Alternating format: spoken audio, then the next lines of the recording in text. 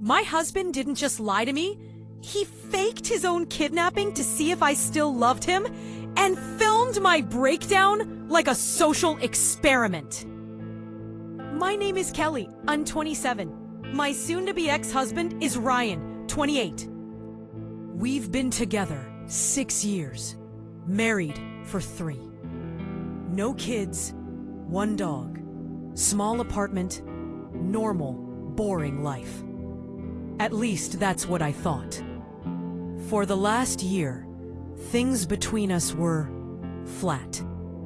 Less sex, less talking, more phones, more silence. He kept saying, "You don't look at me the same. Do you even love me anymore?" I didn't have a good answer. I didn't hate him. I wasn't in love with him like before. I was tired.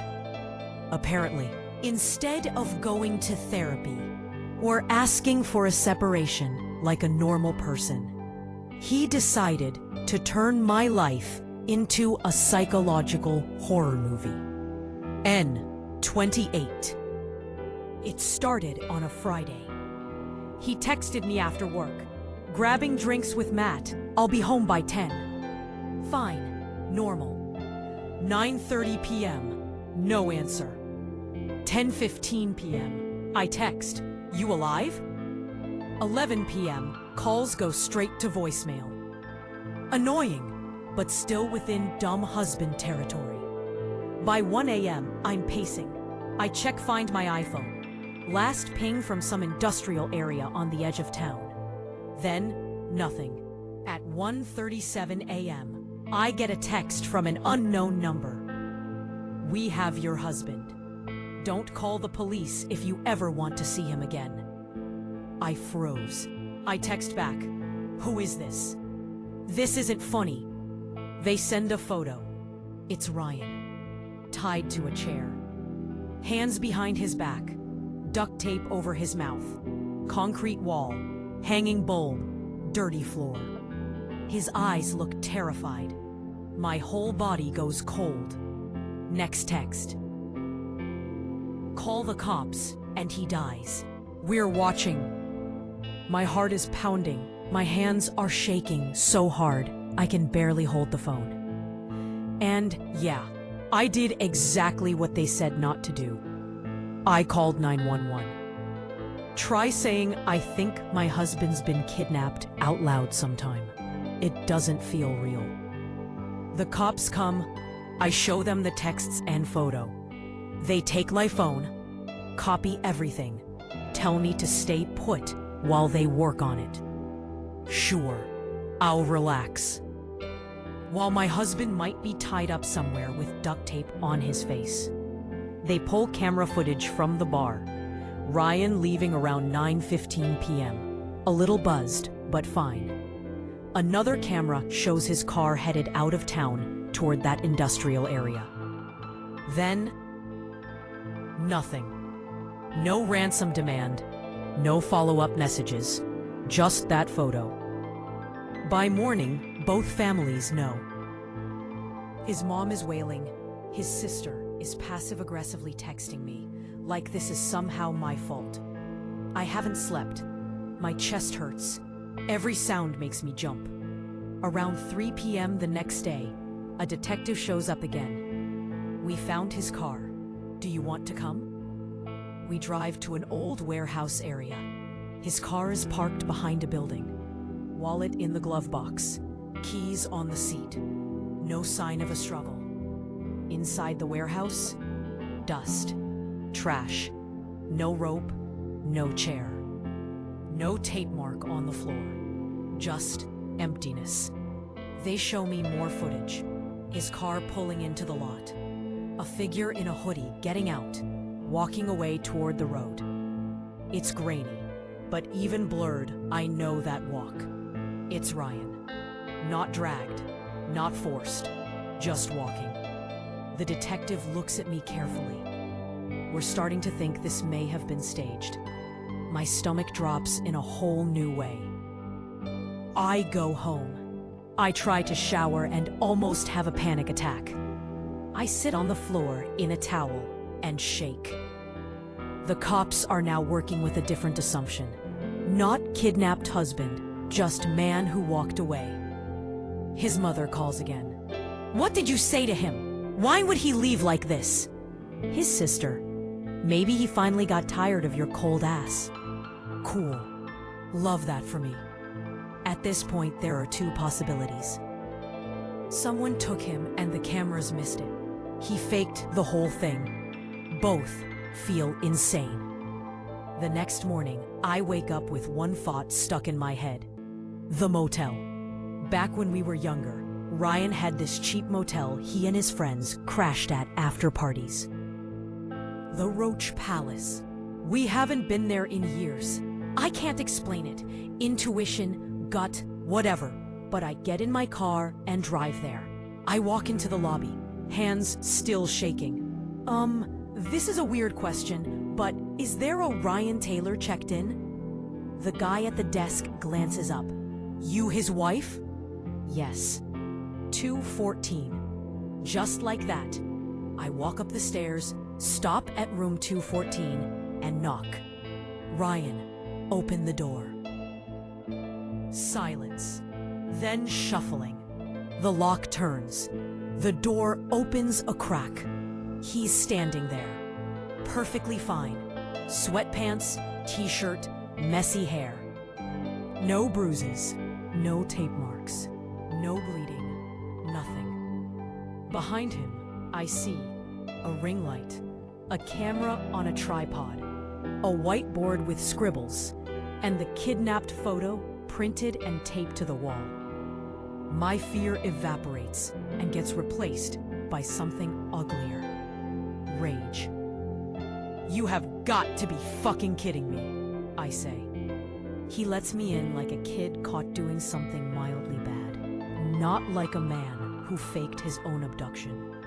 The room looks like a discount YouTuber studio. Cables, laptop, tripod, empty takeout boxes. On the laptop, there's a Google Doc open. Gone but loved, social experiment script.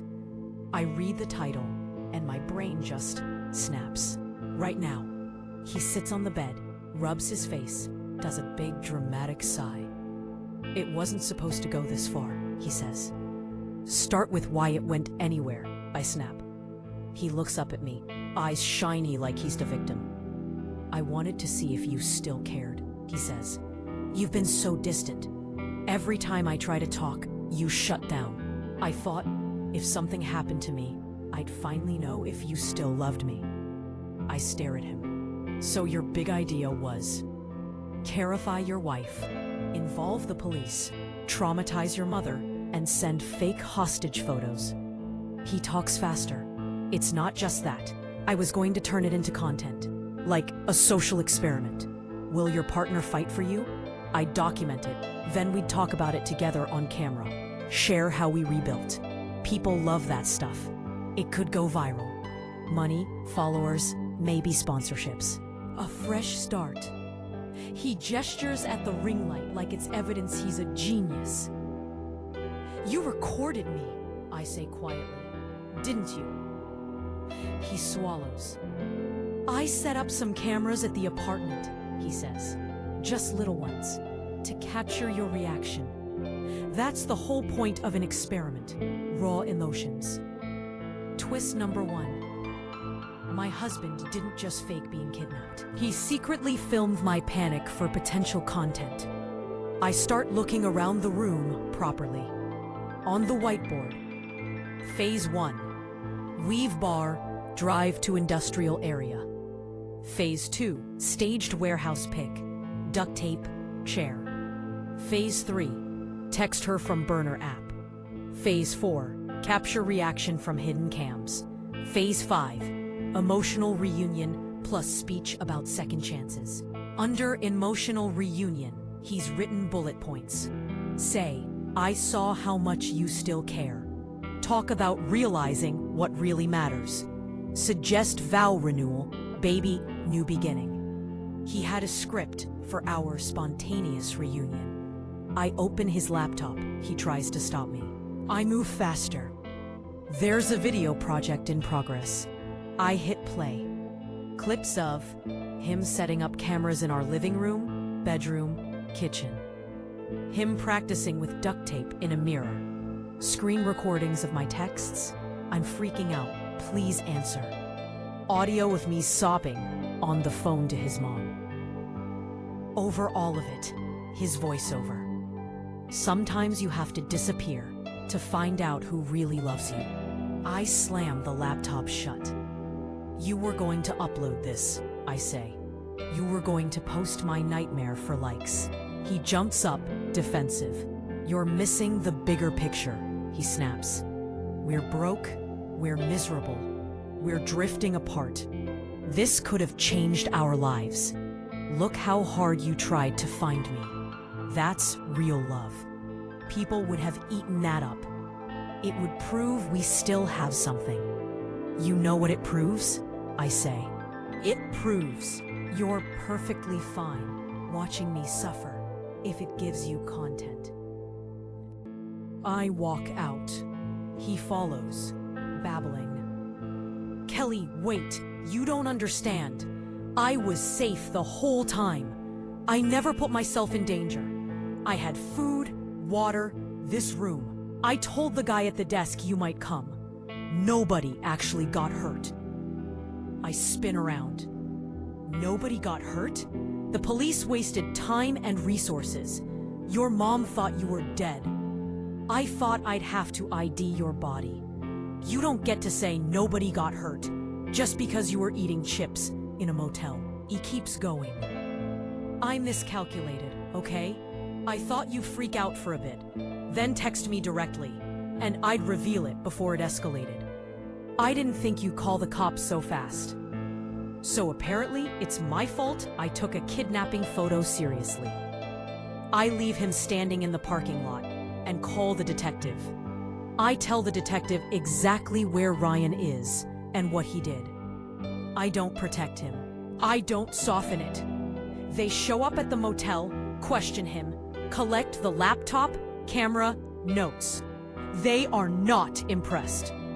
They talk about filing a false report, misuse of emergency services, maybe restitution for the investigation time. His mom goes from crying on my shoulder to calling me and sobbing. What is wrong with him? For once, I don't feel responsible for how someone else's son turned out. I go back to our apartment with my sister while he's still at the motel and grab my stuff. Also, my dog. Especially my dog. He texts me that night. You just left? Seriously? You're abandoning our marriage over a misunderstanding? It was a test, Kelly. A wake-up call. We could have come out of this stronger. Then, we can still turn this around. Do a video together about what we learned. He faked his kidnapping, but it saved our marriage. People love redemption arcs. He really thinks this is about content, not about the fact he ripped up the baseline trust that, if you say you're in danger, it's real. Now I'm at my sister's, sleeping on a lumpy guest bed, surrounded by her kids' toys. I filed for separation. Ryan says I'm overreacting. People cheat and stay together. I didn't even cheat. I just wanted to know if you still loved me. But here's the thing. Line. He terrified me. He involved police. He involved police and family. He recorded my raw grief for views. He wrote a script for my emotions. That's not love. That's control, ego, clout chasing in one disgusting combo. Sometimes I still see that photo in my head. Him tied to a chair, eyes wide, duct tape over his mouth. And my heart jumps like it did that first night. Then I put that image next to the real one. Him in sweatpants in a motel room, next to a ring light. rehearsing his emotional reunion speech. And any leftover feelings I have just die.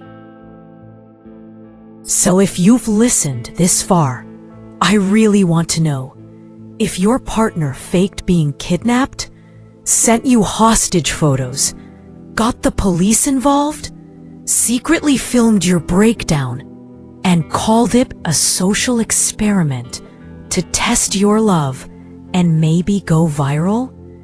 Is that something you could ever forgive? Or is that the moment you grab your stuff, your pet, and leave? Not because you don't love them anymore, but because you finally love yourself enough to walk away from someone who thinks your pain is content?